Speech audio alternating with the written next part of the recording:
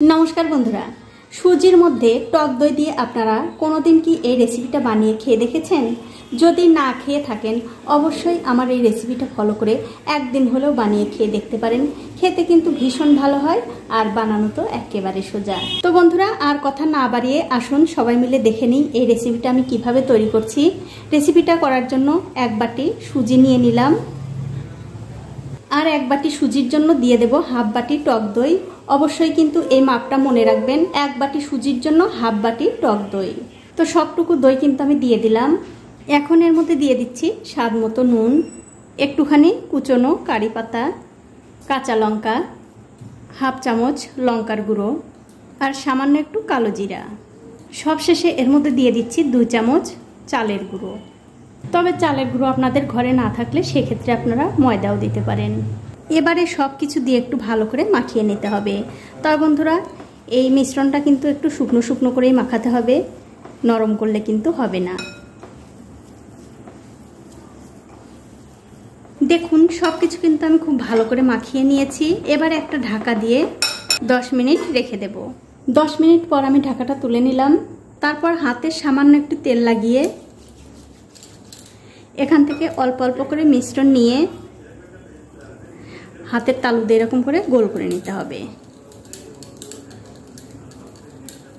খুব ভালো করে গোল করা হয়ে গেলে এর মাঝখানে আঙ্গুল দিয়ে একটু ছিদ্র করে নিতে হবে, এতে করে এগুলো দেখতে ভালো লাগবে। দেখুন ঠিক এরকম করে এটা হয়ে গেছে। আর এই একই রকম করে কিন্তু সবগুলোই বানিয়ে নিতে হবে। তো দেখুন এক এক করে কিন্তু আমি সবগুলোই বানিয়ে নিয়েছি।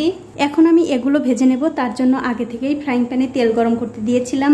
তেলটা যখন ভালো করে গরম হয়ে যাবে তখন গ্যাসের ফ্লেমটা লো টু মিডিয়ামে দিয়ে এগুলো ভেজে নিতে হবে।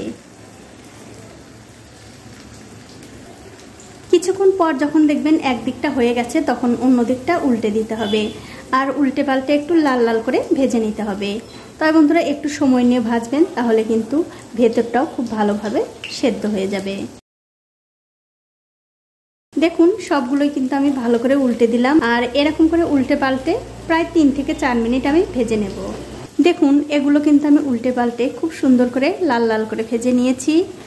এগুলো হয়ে গেছে। এখন আমি তেল থেকে খুব ভালো করে তেল ঝরিয়ে তুলে নেব। আর এই একই রকম করে কিন্তু আপনারা যতগুলো বানাবেন ঠিক এরকম করেই ভেজে নিতে হবে। এখন আমি আপনাদের একটা ভেঙেও দেখাচ্ছি। দেখুন ভেতরটা কিন্তু কত সুন্দর নরম আর ওপরটা মুচমুচে, খেতে কিন্তু দুর্দান্ত হয়। আপনারা কিন্তু সন্ধ্যার সময় চায়ের আড্ডায় কিংবা বিকেলে জলখাবার হিসেবে এই রেসিপিটা বানিয়ে নিতে পারেন। তো বন্ধুরা ভিডিও ভালো লাগলে অবশ্যই একটা লাইক করবেন আর শেয়ার করবেন আপনার বন্ধুদের সাথে, যাতে তারাও এই রেসিপিটা বানানোর বিষয়ে জানতে পারে এবং শিখতে পারে। আজ এই পর্যন্তই, দেখা হবে অন্য কোনো নতুন ভিডিও নিয়ে।